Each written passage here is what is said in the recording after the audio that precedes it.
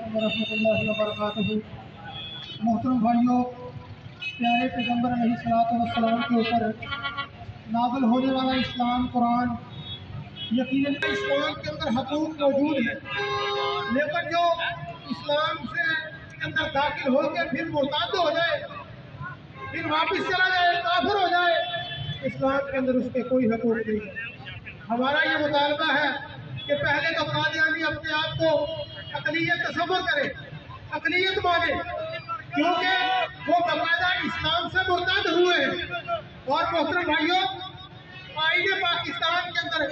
قادیانیوں کے متعلق پورا قانون موجود ہے، اور باقاعدہ یہ درج ہے کہ قادیانی اپنی مسجد نہیں بنا سکتے، اپنی کوئی بھی تبلیغ نہیں کر سکتے، اپنا قرآن پاک وہ تقسیم نہیں کر سکتے۔ لیکن ایک بندہ جس نے تقریب شدہ قرآن مجید کا ترجمہ وہ تقسیم کرتے ہوئے پکڑا گیا، اس کے اوپر آئین پاکستان کے مطابق کیس چل رہا تھا، لیکن اچانک آئین پاکستان کو سے پشت ڈال کے ایک ایسا بیان جاری کیا گیا اور ایک ایسا فیصلہ کیا گیا کہ یہ کہا گیا کہ ہر بندے کو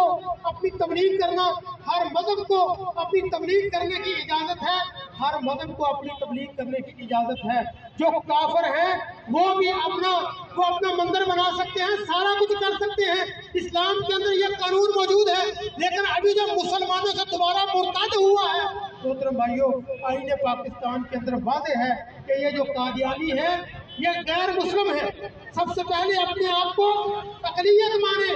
اس کے بعد ان کے حقوق ہوں گے۔ تو قاضی فائز عیسیٰ نے یہ جو ایک نیا آئین پاکستان کو کچھ یہ فیصلہ کیا ہے، ہم ان سے مطالبہ کرتے ہیں کہ اپنے اس فیصلے کے اوپر نظر ثانی کرو، اور باقاعدہ جو کروڑوں مسلمانوں کی تم نے دلاداری کی ہے، باقاعدہ ان سے معافی مانگو، کیونکہ آئین پاکستان کے اندر ہر چیز واضح درج ہے، کوئی بھی چیز وہ مخفی نہیں ہے۔ تو میں